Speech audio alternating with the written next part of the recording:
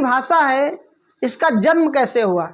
यह मत कह देना कि संस्कृत से हिंदी में परिवर्तन हुआ है, नहीं, गलत। संस्कृत से पाली भाषा में, पाली भाषा से अपभ्रंश में, अपभ्रंश से अवहट्ट में, अवहट्ट के बाद हिंदी में। आपको समझ में आया इतनी बात? जो हमारे वेद लिखे हैं वो सब संस्कृत में हैं। फिर महात्मा बुद्ध की जो पुस्तक लिखी गई है, उन्होंने जो पुस्तकें लिखी हैं वो सब पाली भाषा में हैं। उसके बाद कुछ लेखक हुए हैं, उनकी जो भाषा अपभ्रंश भाषा रही है, फिर अवहट्ट भाषा रही है, फिर हिंदी के कई प्रकार हैं, कई भाग हैं, खड़ी बोली, ब्रज भाषा, सब हिंदी के ही भाग हैं। दूसरी बात समझ लेते हैं, हिंदी जो नाम पड़ा वो कैसे पड़ा? भारत देश में पश्चिमी लोग जो आए थे, उन्होंने जब भारत के अंदर आने की मतलब आए तो एक भारत में एक नदी है जिसको कहते हैं सिंधु नदी। तो सिंधु नदी को उन लोगों ने हिंदू नदी कहा। हिंदू नदी कहने का कारण ये था कि वो सा को हा बोलते थे, फिर धा को दा में बदल दिए और ई प्रत्यय लग गया तो बन गया हिंदी। आपको समझ में आया? और एक बात, हिंदुस्तान जो नाम है ये उन्होंने लोगों ने, पश्चिम लोगों ने, पश्चिमी मान लीजिए कि पश्चिम के जो आए हुए लोग थे, उन्होंने ही भारत देश का नाम को हिंदी नाम रखा। इतनी बात समझ में आ गई। दूसरी बात समझ लेते हैं, ये हो गया और ये हो गया, दो चीज़ क्लियर हो गई। समझते हैं हिंदी के बारे में। देखिए, हिंदी भाषा की सबसे न्यून इकाई जो है, सबसे निम्न इकाई है, वो है वर्ण। वर्ण हमारी लिखित इकाई है। अगर पूछा जाए कि हिंदी भाषा की मौखिक इकाई कौन सी है तो होगी ध्वनि। ध्वनि माने आवाज़, हम किसी को आवाज़ दे रहे हैं, वो हमारी न्यून इकाई है। अगर लिखित में पूछा जाए तो हो जाएगा वर्ण। वर्ण माने अक्षर नहीं होता है, अक्षर से भी छोटा होता है। उदाहरण के लिए देख लीजिए,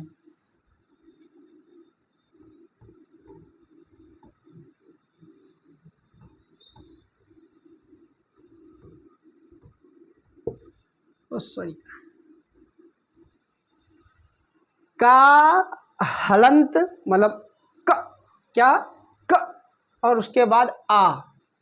किसी भी व्यंजन में आ की मात्रा लगी ही होती है। उसका कारण जानते हो क्या है?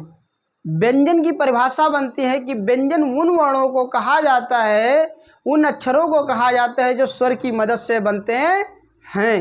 इतनी बात समझ में आ गई? स्वर की परिभाषा होती है कि जिनकी मदद से व्यंजन बनाए जाएं उन्हें स्वर कहा जाता है।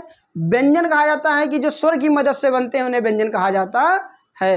स्वर कुल होते हैं 13, लेकिन मुख्य जो स्वर होते हैं वो 11 होते हैं।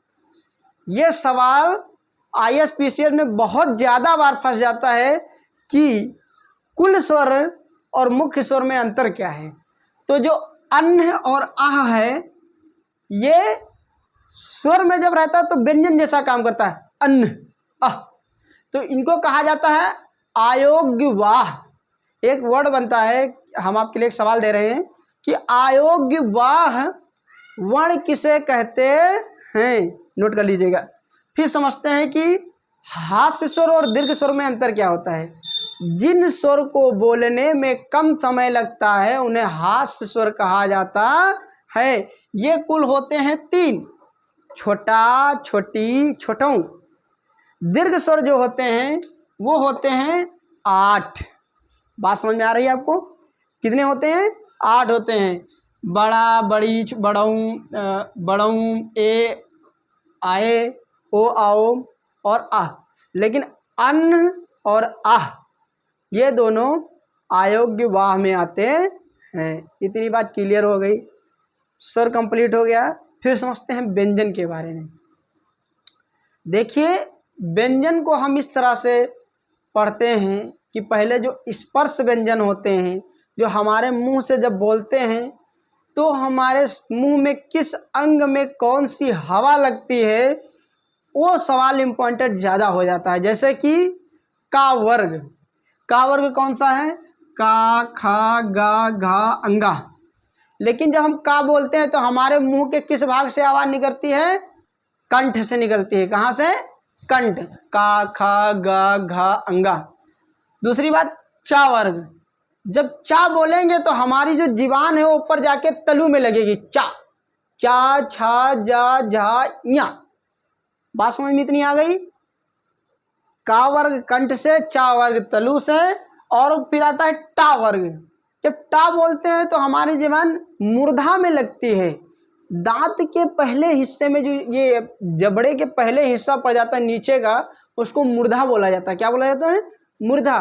तो हमारी जो जुबान है वो मूर्धा में लग करके तब बाहर आवाज आती है, तब जाके हमारा बनता है, मतलब ये वर्ड हुआ मूर्धा वर्ग, जिसे मूर्धन्य कहा जाता है। अगर सवाल आ जाए कि टा वर्ग की पंक्तियां किस अंग में लेकर लगकर निकलती हैं, और 4 ऑप्शन दिया हो कि कंठ, मूर्धा और तलु और ओष्ठ, तो उसमें मूर्धन्य सही होगा। इतना क्लियर होगा। फिर समझते हैं ता वर्ग। जो ता वर्ग होता है ये दंत से लगता है। जैसे कि आप पढ़िए ता, था, दा, धा। जब हम ता वर्ग पढ़ते हैं तो हमारे जो दांत हैं दोनों आपस में मिल जाते हैं। ता, था, दा, धा, मतलब मुंह बंद होने का आभास भी होता है। फिर होता है पा वर्ग। पा कभी भी बोलिए, पा, पा। जब पा बोलेंगे तो हमारी ओंठें जो होती हैं एक आपस में मिल जाती हैं। का बोल रहे थे तो हमारी ओंठें नहीं मिल रही थी, लेकिन पा बोलेंगे तो हमारी ओंठें मिल जाएंगी। तो इनको कहा जाता है पा वर्ग वष्ट, मतलब ओष्ठ। ओष्ठ से स्पर्श होते हुए हमारी जो हवा है, वायु है, बाहर निकलती है। अच्छा, ये दो हम अलग क्यों कर दिए हैं? अंतस्थ व्यंजन और उष्म व्यंजन और संयुक्त व्यंजन, इसका कारण आप जानते हैं? नहीं जानते, कोई बात, पहले समझते हैं थोड़ा सा। अंतस्थ व्यंजन उसे कहा जाता है जिनकी हवा हमारे मुंह के अंदर ही रह जाए। अगर हम बोल रहे हैं, सपोज करिए कि हम बोल रहे हैं या, तो ऐसा लग रहा है कि बाहर से हवा ले जाकर के अंदर ही घुमा दिए, या, रा, ला, वा।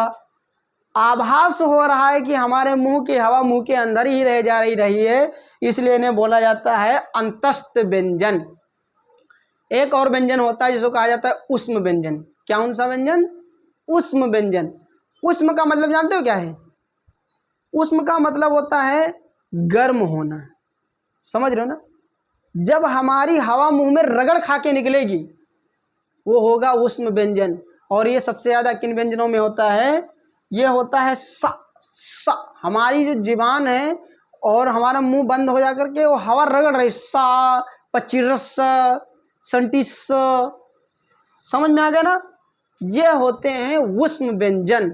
फिर होता है संयुक्त व्यंजन। संयुक्त व्यंजन का अर्थ ये होता है कि जिसमें 2-3 व्यंजन मिलकर बने हुए हैं।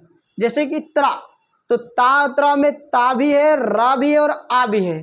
तो ये होते हैं 3, छ, त्र, ज्ञा और एक स्रा है जो अलग से है, मतलब वर्णमाला में ही है लेकिन अलग से है, स्रा। जैसे श्री, जब श्री कह रहे हैं तो हमारे मुंह में एक आभास हो रहा है कि कई अक्षरों का मेल बन गया है। तो ये हुए हमारे स्वर और ये हुए हमारे व्यंजन। एक और सा वर्ड बनता है, उसे कहा जाता है प्लुप्त स्वर। प्लुप्त स्वर किसे कहते हैं? सबसे ज़्यादा ये प्लुप्त स्वर जो है ये नौटंकी में देखने को मिलेगा। एग्जाम्पल के लिए, कोई बड़ा गायक जब होता है तो आवाज़ को रोक लेता है, रा रा रा रा रा रा रा रा रा। तो वो जो स्वर होते हैं उनको प्लुप्त स्वर कहा जाता है। इतनी बात आपको समझ में आ गई तो ये हमारी थी बेसिक हिंदी। लास्ट तक देखने के लिए बहुत बहुत धन्यवाद।